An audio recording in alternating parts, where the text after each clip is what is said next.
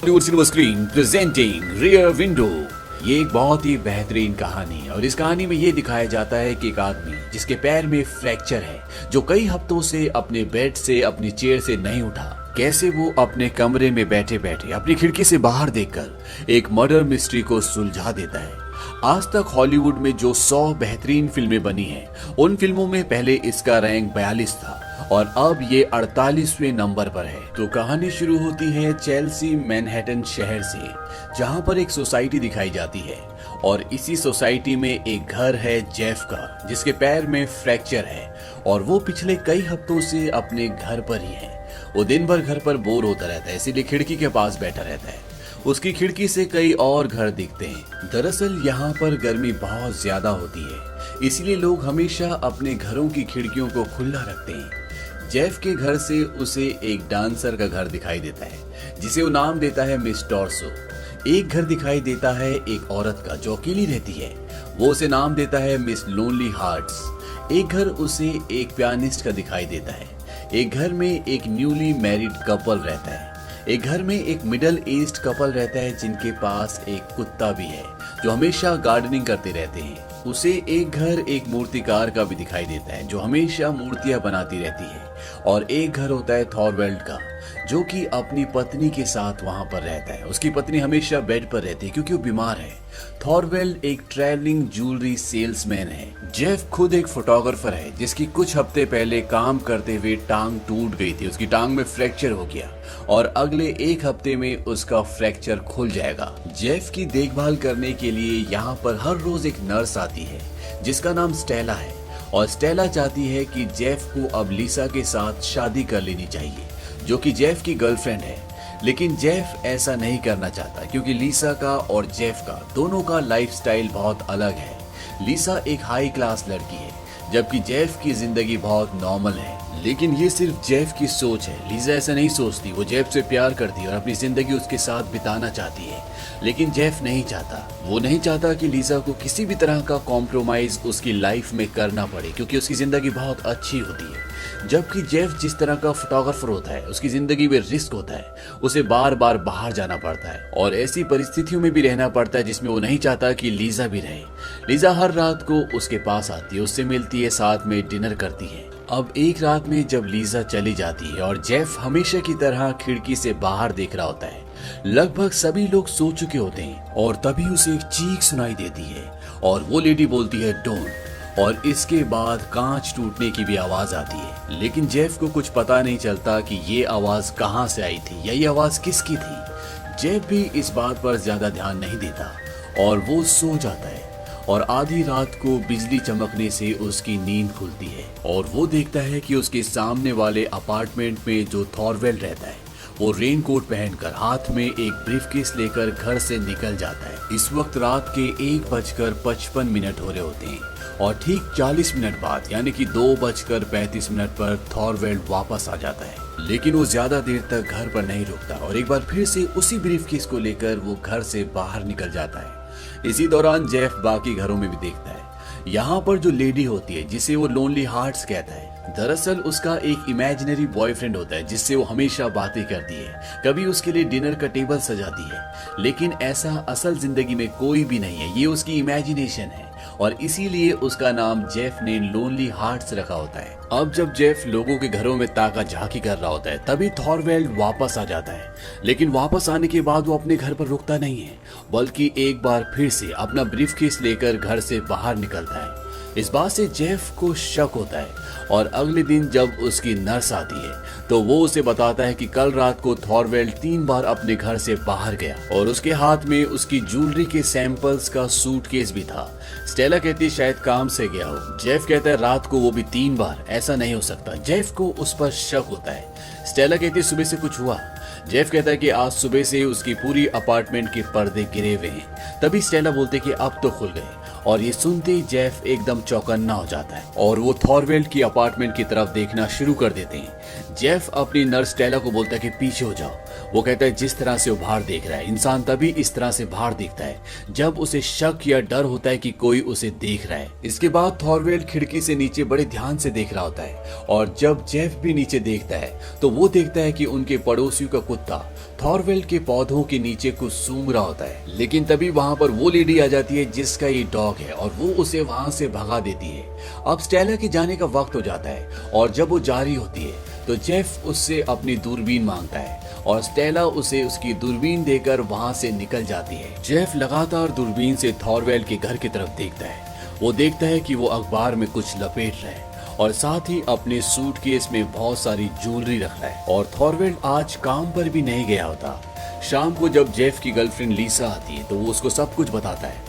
वो कहता है कि कल रात को 3 बार थॉरवेल्ड अपने घर से बाहर गया और आज वो जॉब पर भी नहीं गया और साथ ही साथ उसकी वाइफ के कमरे के पर्दे लगातार पूरे दिन गिरे हुए थे और ना ही थॉरवेल्ड अपनी पत्नी के कमरे में गया। उसको दरअसल पूरी तरह से शक है कि थॉरवेल्ड ने अपनी पत्नी को मार दिया। वो लीसा को कहता है कि आज वो सिर्फ व्हाइट कलर की सैंडो पहनकर बाहर निकल गया और जब वो लीसा से बात ही कर रहा होता है कि थॉरवेल्ड वापस आ जाता है। उसके हाथ में एक रस्सी होती है और अब वो अपनी पत्नी के कमरे में भी जाता है लेकिन वो खिड़कियां नहीं खोलता। और जब जेफ दूरबीन से ये सब कुछ देख रहा होता है तभी लीसा उस पर गुस्सा हो जाती है। वो कहती है कि इस तरह से किसी के घर में दूरबीन से झांकना और मन गढ़ंत कहानियां बनाना ये सब गलत बात है। जेफ कहता है कि मैं जानबूझकर नहीं कर रहा। उस आदमी की पत्नी बीमार है और आज सुबह से ना तो वो खुद उसके कमरे में गया और ना ही कोई उसे देखने के लिए गया, इसीलिए मुझे शक है। और साथ ही साथ कोई भी आदमी अपने घर में रस्सी, आरी, छुरे ये सब लेकर नहीं आता जो कि मैंने देखा है। अब ये दोनों जब बहस कर ही रहे होते हैं तभी दिखाते हैं कि थॉरवेल्ड के कमरे के बाहर वो एक बहुत बड़ा लकड़ी का संदूक लेकर आता है और ये देखने के बाद लीसा को भी शक हो जाता है कि जरूर कुछ ना कुछ गड़बड़ है। जेफ जो कह रहा है उसमें कोई ना कोई सच्चाई जरूर है और लीसा भी अब इस काम में उसका साथ देती है। वो सामने वाली अपार्टमेंट में जाती है और वो फोन पर जेफ को बताती है कि उसके घर का एड्रेस यानी कि घर का नंबर क्या है, उसका नाम क्या है। और इसके बाद जेफ लीसा को बोलता है कि तुम घर चली जाओ। जेफ देखता है कि थॉरवेल्ड के पूरे घर में अंधेरा होता है, खिड़कियां खुली होती है और थॉरवेल्ड अंधेरे में बैठा है। अगले दिन जेफ अपने एक दोस्त को कॉल करता है। दरअसल ये एक जासूस है और इसका नाम होता है डॉयल। और अब यहाँ पर जो जेफ की नर्स होती है जिसका नाम स्टेला है उसे भी जेफ की बातों पर यकीन है और तभी ये दिखाया जाता है कि थॉरवेल्ड के घर पर 2 आदमी आते हैं। दरअसल ये कुरियर वाले होते हैं और वो उस लकड़ी के बॉक्स को वहां से लेकर निकल जाते हैं। डॉयल को अभी तक यहाँ पर आ जाना चाहिए था लेकिन वो नहीं आता, इसीलिए स्टेला भागते हुए नीचे जाती है ताकि वो उस गाड़ी का नंबर नोट कर सके जिसमें वो बॉक्स लेकर गए हैं। लेकिन इससे पहले कि वो ऐसा कर पाती वो गाड़ी वहां से निकल जाती है। इसके बाद डॉयल जेफ के पास आ जाता है और जेफ डॉयल को बताता है कि मैंने जो कुछ देखा उससे ये पूरा संदेह होता है कि उस आदमी ने अपनी पत्नी को मार दिया। मैंने उसके घर में देखी है छुरियां, आरियां, रस्सियां और अब एक बहुत बड़ा ट्रंक और साथ ही साथ उसकी बीवी जो हमेशा कमरे में बैठी रहती थी, जो बीमार थी, अब वो वहां पर नहीं है। डिटेक्टिव डॉयल जेफ की बातों पर यकीन नहीं करता। वो कहता है कि अगर उसने खून किया होता तो अभी भी वो अपने अपार्टमेंट में नहीं बैठा होता बल्कि वो कहीं चला जाता। हो सकता है कि उसकी पत्नी बाहर छुट्टियों पर गई हो। जेफ कहता है कि वो बीमार थी, वो छुट्टियों पर नहीं जा सकती। डॉयल कहता है ठीक है, मैं इसकी रिपोर्ट तो नहीं करूंगा लेकिन मैं इसकी खुद इन्वेस्टिगेशन करूंगा। और ये कहकर वो वहां से चला जाता है। और शाम को जब वो इन्वेस्टिगेशन करके वापस आता है तो वो जेफ को बताता है कि मुझे पता चला है कि थॉरवेल्ड की पत्नी वापस अपने गांव चली गई है। ये बात मुझे सुपरिटेंडेंट ने बताई और सुपरिटेंडेंट को ये बात बताई थी खुद थॉरवेल्ड ने। लेकिन जेफ उसकी बात पर यकीन नहीं करता। वो कहता है क्या उसकी पत्नी को किसी ने ट्रेन पर चढ़ते हुए देखा था? हो सकता है कि सुपरिटेंडेंट ने उससे पैसे खाए हो। लेकिन डॉयल को ऐसा नहीं लगता। जेफ डॉयल को बोलता है क्यों ना तुम उसके अपार्टमेंट में जाओ, वहां तुम्हें हजारों सबूत मिल जाएंगे जिससे ये साबित हो जाएगा कि थॉरवेल्ड ने अपनी पत्नी का खून किया है। लेकिन डॉयल ऐसा करने से मना कर देता है। वो कहता है कि अगर मैं थॉरवेल्ड की अब्सेंस में उसके घर गया और पकड़ा गया तो मुझसे मेरा बैच छीन लिया जाएगा और मैं अपने डिटेक्टिव के बैच को खोना नहीं चाहता। और साथ ही साथ डॉयल उसे ये भी बताता है कि मुझे थॉरवेल्ड के मेल बॉक्स में एक लेटर मिला है जिसको कल 3:30 पर भेजा गया था और वो उसे लेटर पढ़ के बताता। उस लेटर में लिखा होता है कि मैं ठीक ठाक पहुंच गई हूँ, पहले से बेहतर महसूस कर रही हूँ, लव एना। और ये नाम थॉरवेल्ड की पत्नी का होता है। लेकिन जेफ किसी भी बात पर डॉयल की बातों पर यकीन नहीं करता और वो लगातार अपनी दूरबीन से थॉरवेल्ड के घर की तरफ देखता रहता है। वो देखता है कि वो अपना सामान इकट्ठा कर रहा होता है और साथ ही साथ वो अपनी पत्नी का हैंड बैग भी खोलता है जिसमें ज्वेलरी होती है। और जब शाम को जेफ की गर्लफ्रेंड लीसा उसके पास आती है तो वो उसे सारी बातें बताता है। वो कहता है कि लगता है कि थॉरवेल्ड यहाँ से भागने की कोशिश कर रहा है, वो अपना सामान इकट्ठा कर रहा था। उसने अपनी वाइफ का हैंड बैग भी चेक किया और उसके अंदर वो ज्वेलरी देख रहा था। लीसा जेफ को कहती है कि मुझे भी इस बात पर शक है, क्योंकि जब कोई औरत कहीं ट्रिप पर जाती है तो वो कभी भी अपने उस हैंड बैग को जो वो हमेशा अपने बेड के पास रखती है उसे छोड़कर नहीं जा सकती। और साथ ही साथ कभी भी कोई लेडीज ज्वेलरी को बैग के अंदर नहीं रखती, क्योंकि ऐसा करने से ज्वेलरी खराब हो सकती है। और अगर उसकी पत्नी यहाँ से अपने घर या किसी ट्रिप पर गई है तो वो अपनी ज्वेलरी अपने साथ जरूर ले जाती। अब यहाँ पर डिटेक्टिव डॉयल भी आ जाता है और डॉयल को इन्वेस्टिगेशन के दौरान किसी ने बताया था कि जिस रात को जेफ ने ये चीख सुनी थी उसकी अगली सुबह 6 बजे थॉरवेल्ड को और उसकी पत्नी को किसी ने कहीं जाते हुए देखा था। लेकिन यहाँ पर जेफ को और लीजा को इस बात पर शक है। वो कहते हैं कि हो सकता है कि वो उसकी पत्नी ना हो और कोई और लेडी हो, क्योंकि अगर वो उसकी पत्नी होती तो वो अपनी ज्वेलरी कभी भी घर पर छोड़कर नहीं जाती। लेकिन डॉयल को अभी भी उनकी बातों पर यकीन नहीं होता। वो कहता है कि थॉरवेल्ड ने सुबह एक ट्रेन का टिकट खरीदा था और वो उसने अपनी पत्नी के लिए खरीदा था। और वो लकड़ी का बक्सा जिसके बारे में तुम मुझे बता रहे थे, मैंने उसे भी चेक किया, उसमें थॉरवेल्ड की पत्नी के बहुत सारे कपड़े थे। और इस बात से ये पता चलता है कि थॉरवेल्ड की पत्नी अपने घर गई है। जेफ कहता है कि अगर कोई अपने घर जाता है तो वो अपने सारे कपड़े लेकर कभी भी नहीं जाता। डॉयल कहता है कि उस लकड़ी के बक्से यानी कि ट्रंक पर थॉरवेल्ड की पत्नी के घर का एड्रेस लिखा था, लेकिन वो पुलिस ने रिसीव किया और उसे लेने के लिए थॉरवेल्ड की पत्नी आई और इसके बाद वो वहां से चला जाता है। दरअसल वो ये केस पूरी तरह से छोड़ चुका है और जेफ को और लीसा को भी अब यकीन हो जाता है कि डॉयल सही कह रहा है, उसकी पत्नी अपने घर जा चुकी है, उसका मर्डर नहीं हुआ, ये सिर्फ इनके मन का वहम था। इसके बाद ये दोनों आपस में बातें करना शुरू कर देते हैं और तभी वहां पर किसी औरत के रोने की आवाज आती है। और जब ये अपनी खिड़की के कर्टन्स ऊपर करते हैं तो ये देखते हैं कि उनके पड़ोस में रहने वाली औरत के कुत्ते को किसी ने मार दिया होता है और इसीलिए वो रो रही होती है। और उसके रोने की आवाज से सभी लोग अपनी बालकनी में आते हैं सिवाय एक की, और वो होता है थॉरवेल्ड, जबकि वो उस वक्त अपने अपार्टमेंट में होता है। हालांकि उसके पूरे अपार्टमेंट की लाइट्स बंद होती है, लेकिन अंधेरे में उसके जलते सिगार की रोशनी ये बताती है कि थॉरवेल्ड कुर्सी पर बैठा हुआ है और वो सब कुछ सुन रहा है। और सुनने के बाद भी वो बाहर देखने तक नहीं आया। और इस बात से अब जेफ को और लीजा को शक हो जाता है कि कहीं ना कहीं थॉरवेल्ड ने इस कुत्ते को मारा है, क्योंकि कुछ दिनों पहले वो कुत्ता क्यारी में फूलों के पौधों के नीचे कुछ खोद रहा था और उस वक्त उस कुत्ते की मालकिन ने उसे भगा दिया था। और अब जेफ को, लीजा को और स्टेला को ये लगता है कि थॉरवेल्ड ने वहां पर कुछ ना कुछ छुपाया है। हो सकता है कि वो मर्डर का सबूत हो। अब इन्हें एक बार फिर से ये शक होना शुरू हो जाता है कि थॉरवेल्ड ने अपनी पत्नी को मार दिया और जो औरत सामान लेने के लिए स्टेशन पर आई थी वो थॉरवेल्ड की पत्नी नहीं बल्कि कोई और थी। और उन फूलों के पौधों के नीचे थॉरवेल्ड ने उन औजारों को, हथियारों को छुपाया है जिससे उसने अपनी पत्नी को मारा है।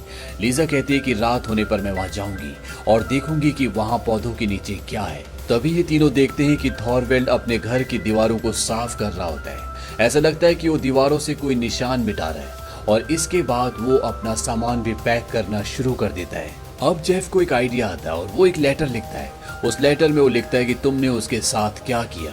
वो लेटर वो लीसा को देता है और लीसा थॉरवेल्ड के अपार्टमेंट पे जाती है और उसके दरवाजे के नीचे से वो लेटर उसके कमरे में डाल देती है। हालांकि थॉरवेल्ड उसका पीछा करने की भी कोशिश करता है, लेकिन लीसा किसी तरह से वहां से निकल जाती है। और उस लेटर को पढ़ने के बाद थॉरवेल्ड थोड़ा सा परेशान दिखता है।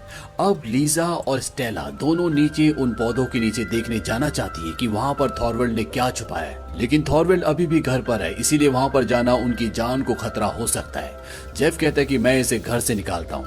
वो टेलीफोन डायरेक्टरी से थॉरवेल्ड का नंबर निकालता है और वो थॉरवेल्ड को कॉल करता है। जेफ कहता है कि मुझे तुम्हारी पत्नी के मर्डर के बारे में पता है और अगर तुम चाहते हो कि ये बात मैं पुलिस को ना बताऊं तो मुझे एक जगह आकर मिलो। वो उसे उस जगह का पता बताता है।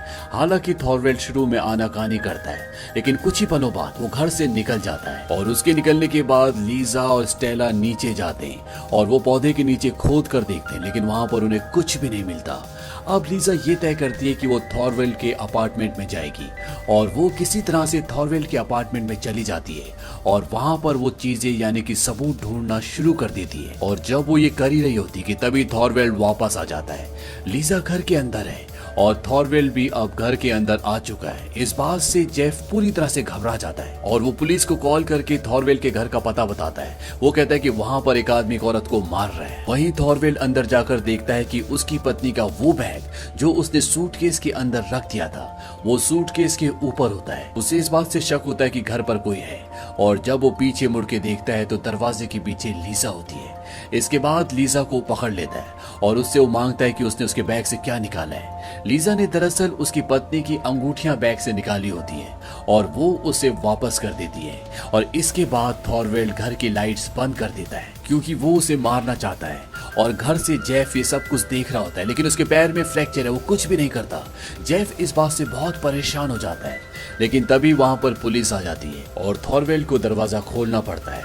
थॉरवेल्ड पुलिस को बताता है कि ये लड़की मेरे अब्सेंस में मेरे अपार्टमेंट में घुस गई, ये चोरी कर रही थी और पुलिस अब लीजा को अरेस्ट कर लेगी। लेकिन तभी लीजा इशारे से जेफ को बताती है कि उसकी पत्नी की वेडिंग रिंग जो कि उसके बैग से उसने ले ली वो उसकी उंगली में है। और जब ये इशारा वो जेफ को कर रही होती है तो थॉरवेल्ड देख लेता है और वो समझ जाता है कि सामने की अपार्टमेंट से कोई उस पर नजर रख रहा है। अब लीजा को पुलिस अपने साथ अरेस्ट करके ले जाती है क्योंकि उसके ऊपर चोरी का, किसी के घर में जबरदस्ती उसकी अब्सेंस में घुसने का आरोप है। और जेफ अपनी नर्स स्टेला को उसकी जमानत के लिए भेजता है। इसके बाद जेफ अपने दोस्त डिटेक्टिव डॉयल को कॉल करता है और वो उसे बताता है कि लीजा को अरेस्ट कर लिया गया है और साथ ही साथ वो उसे ये भी बताता है कि लीजा के पास थॉरवेल्ड की पत्नी की वेडिंग रिंग है और अगर वो जिंदा होती तो अपनी वेडिंग रिंग को कभी भी अपनी उंगली से नहीं निकालती। और वो उसे कहता है कि उस रात को, जिस रात को उसने चीख सुनी थी, उस रात को थॉरवेल्ड कई बार अपने कमरे से अपने घर से बाहर गया और हर बार उसके पास सूटकेस था। अगर वो अपना सामान लेकर बाहर गया होता तो उसका सामान घर पर नहीं होना चाहिए था, लेकिन अभी भी उसका सारा सामान घर पर है। डॉयल कहता है कि तुम चिंता मत करो, मैं लीजा को छुड़ाने के लिए पुलिस स्टेशन जा रहा हूँ। और इसके बाद वो फोन रख देता है और तभी दोबारा फोन की घंटी बजती है और जेफ बोलता है कि थॉरवेल्ड के घर की सारी लाइट्स बंद है लेकिन दूसरी तरफ से कोई भी आवाज नहीं आती। और तभी उसे सीढ़ियों पर किसी के कदमों की आहट सुनाई देती है जो उसी के कमरे, उसी के अपार्टमेंट के अंदर आ रहा है। इस बात से जेफ डर जाता है क्योंकि उसके पैर में फ्रैक्चर है, वो चल भी नहीं सकता। और अगले पल ये दिखाया जाता है कि थॉरवेल्ड दरवाजा खोलकर अंदर आ जाता है। कमरे में पूरी तरह से जेफ ने अंधेरा किया होता है। थॉरवेल्ड उसे बोलता है कि तुम मुझे पकड़वा सकते थे लेकिन तुमने ऐसा क्यों नहीं किया। जेफ उसकी बात का कोई भी जवाब नहीं देता। इसके बाद थॉरवेल्ड कहता है कि मुझे वो अंगूठी चाहिए जो तुम्हारी गर्लफ्रेंड मेरे घर से लेकर गई है। जेफ कहता है कि अब अंगूठी तुम्हें कभी नहीं मिलेगी क्योंकि वो पुलिस के पास है। और इसके बाद थॉरवेल्ड उसकी तरफ बढ़ना शुरू करता है। जेफ के पास जो कैमरा होता है उसका फ्लैश बहुत तेज होता है, वो कई बार उस फ्लैश को चमकाता है जिससे थॉरवेल्ड को उसे पकड़ने में, उस तक पहुंचने में थोड़ा टाइम लगता है। और तभी सामने थॉरवेल्ड की फ्लैट में ये दिखाया जाता है कि वहां पर लीसा, डिटेक्टिव डॉयल और पुलिस पहुंच गई है क्योंकि उन्हें समझ में आ चुका है कि थॉरवेल्ड ने अपनी पत्नी का कत्ल किया है। लेकिन थॉरवेल्ड यहाँ जेफ के फ्लैट में होता है, वो उसे मारना चाहता है, उसका गला दबाना शुरू कर देता है लेकिन लीसा ये दूर से देख लेती है। वो समझ जाती है कि थॉरवेल्ड वहां पर है और ये सब के सब अब जेफ के फ्लैट की तरफ भागते हैं। थॉरवेल्ड जेफ को उसके फ्लैट से नीचे लटका देता है, वो उसे वहां से गिराकर मारना चाहता है लेकिन तब तक वहां पर पुलिस पहुंच जाती है और वो थॉरवेल्ड को अरेस्ट कर लेती है। लेकिन इससे पहले कि वो जेफ को ऊपर खींचती, जेफ नीचे गिर जाता है लेकिन नीचे कुछ पुलिस वाले होते हैं इसीलिए उसे चोट तो लगती है लेकिन उसकी जान बच जाती है। थॉरवेल्ड अपने गुनाह को कबूल कर लेता है, उसी ने अपनी पत्नी का कत्ल किया था और कुत्ते को भी उसी ने मारा था क्योंकि जहां पर उसने सबूत छुपाए थे कुत्ता बार बार जाकर उसी जगह अपने पंजों से खुदाई कर रहा था जिससे थॉरवेल्ड पकड़ा जा सकता था, इसीलिए उसने कुत्ते को मार दिया। और साथ ही साथ वो लेटर जो डॉयल को मिला था वो भी थॉरवेल्ड ने जानबूझकर अपने लेटर बॉक्स में डाल दिया था ताकि वो पुलिस को, लोगों को गुमराह कर सके। और साथ ही साथ थॉरवेल्ड जिस लेडी को रेलवे स्टेशन छोड़ने के लिए गया था वो उसकी पत्नी नहीं थी और ना ही वो उसकी पत्नी थी जो पुलिस स्टेशन से उसका ट्रंक यानी कि लकड़ी का बक्सा लेने के लिए आई थी। हो सकता है कि ये दोनों लेडी एक ही हो। इस बात पर फिल्म में कोई भी रोशनी नहीं डाली गई और अंत में ये दिखाया जाता है कि जेफ जो कि अपने पैर के प्लास्टर खुलने का इंतजार कर रहा था। अब उसके दोनों पैरों में प्लास्टर है, यानी कि अब उसे कई और हफ्ते इसी तरह से खिड़की पर बैठकर इंतजार करना होगा कि कब उसके दोनों पैर ठीक हो और कब उसके दोनों पैरों का प्लास्टर खुल जाए और वो इस तरह से रियर विंडो से झांकना बंद करे। वो रियर विंडो से झांक कर देखता है कि वहां पर जितने भी लोग होते हैं वो सब कहीं ना कहीं अपनी जिंदगी में सेटल हो गए। लोनली हार्ट, जिसका इमेजिनरी फ्रेंड था, अब वो दूसरे अपार्टमेंट पे रहने वाले पियानिस्ट से बात करती है और साथ ही साथ सामने रहने वाले डांसर का बॉयफ्रेंड, जो कि आर्मी में था, वो भी घर वापस आ चुका है। और थॉरवेल ने जिनके डॉग को मारा था, उन्होंने अब एक नया डॉग ले लिया है। और लीसा, उसकी गर्लफ्रेंड, उसके सामने बैठकर एक मैगजीन पढ़ रही होती है। इस मैगजीन का नाम होता है बियॉन्ड द हाई हिमालयाज। दरअसल वो जेफ को ये जताना चाहती है कि उसे इस तरह की जगहों पर इंटरेस्ट है, क्योंकि जेफ को इस तरह की जगहों पर फोटोग्राफी करने के लिए जाना होता है। लेकिन जब वो देखती है कि जेफ सो गया है तो वो उस मैगजीन को रखकर फैशन मैगजीन उठाकर पढ़ना शुरू कर देती है, जिसमें लीसा को इंटरेस्ट होता है। और इसी के साथ इस फिल्म का एक सुखद अंत हो जाता है। ये फिल्म 1954 में रिलीज हुई थी। IMDb पर इसकी रेटिंग है 8.4। इस फिल्म का बजट था $1 मिलियन और इसने बॉक्स ऑफिस पर कमाई की थी $37 मिलियन की। उम्मीद करते हैं कि ये कहानी आपको पसंद आई होगी।